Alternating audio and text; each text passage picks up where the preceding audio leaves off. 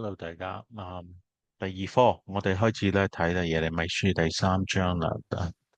第一至到第五節呢度咧就係猶大重大嘅罪行是呢個屬靈嘅淫亂，屬靈嘅淫亂即係拜偶像，以色列嘅猶大嘅拜偶像。而呢個嘅我哋上一個 video 我哋提到咧就係咧。耶利米書2章同埋3章咧係一齊嘅，係連貫嘅。而主要嘅主題係啲段嘅經文咧，就係有關以猶大嘅罪。OK，所以咧，我哋可以睇到咧，就係咧，喺2章2節嗰度啦，亦都例耶利米咧係談及過啦。說出啦，以色列或者猶大咧，同神咧係有一個約嘅，OK。而咧，尤其是喺呢個西奈山嗰時咧，個約咧係已經將以色列咧許配咗俾神嘅，OK。所以神嘅個關係同以色列嘅係一個呢個婚姻嘅關係，好似一個丈夫同埋一個太太咁嘅關係。所以啦，當我哋睇耶利米書2章3章，即係話，其實當我哋睇耶利米嘅佢個事工嘅開始嘅時候啦，啊、佢立刻咧就喺度咧，去咧提醒或者指出以色列人嘅罪。而咧同時間咧就話神係有一個神係好慈愛啦，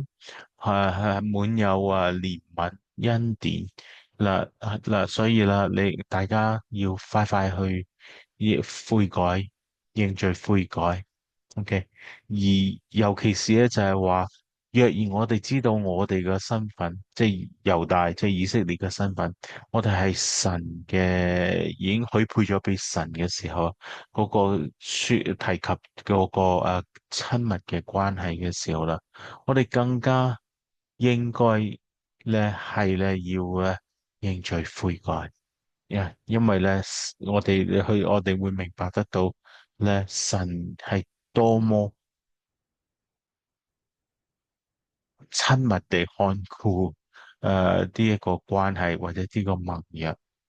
所以啦，如果我哋睇前少少啦，就係睇第14節啦，3章14節嗰度啦，呢度啦，神係咁樣講嘅。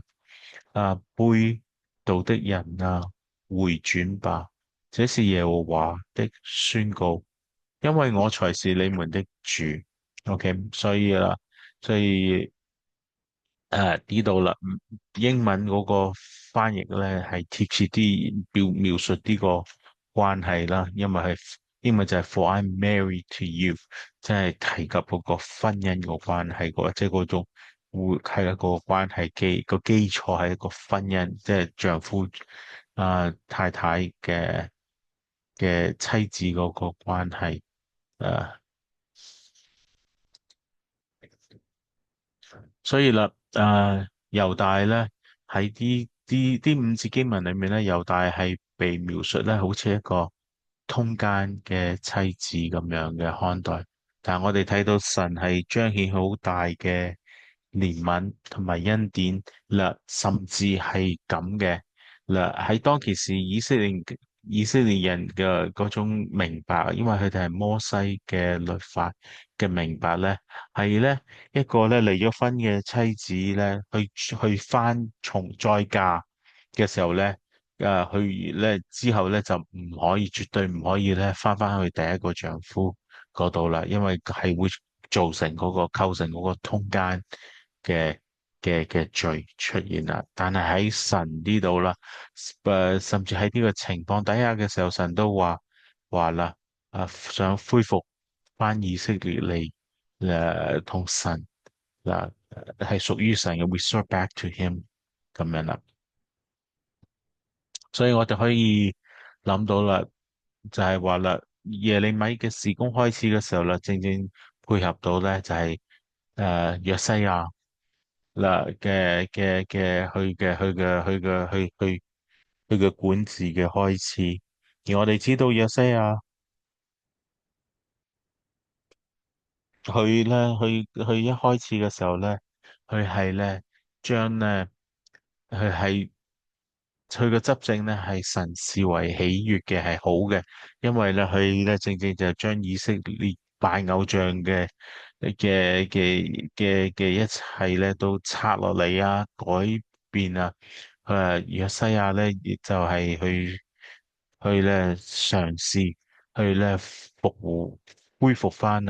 啊以色列同埋神嗰個關係，亦都就係正正就係呢一個啊丈夫妻子嘅關係。所以咧，當我哋睇耶利米呢一個信息喺呢度咧，係配合約西亞嘅。所以我哋睇頭兩節嘅經文咧，我哋睇得到咧，有話說人若休妻，妻離他而去作了別人的妻，前夫豈能再收回她來？若收回她來，那豈不是他大大玷污了麼？啊！咁呢度我哋睇到啦，其實佢係重複，佢係說出嚟就係摩西嘅律法嗰個邏輯喺呢度啦。點嘅而呢樣嘢係唔容許嘅，但而第二節都要講咧，或者第二句都要講咧。但你啊，呢個講緊猶大以色列和許多親愛的行邪淫啊。即係話以色列，但係你同樣地咧，你屬靈上面你係拜好多嘅偶像啊，咁你還可，但係神就話啦，你還可以歸向我，這是耶和華說的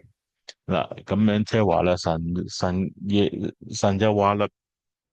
就算你係咁樣你都可以轉翻嚟歸翻向我。OK，所以咧，神啊，其實係大大嘅施行嘅憐憫啦，去係伸出一個邀請，以色列啦，你係可以歸向翻我嘅生活嘅。所以我哋睇到神係嘗試係伸出啲個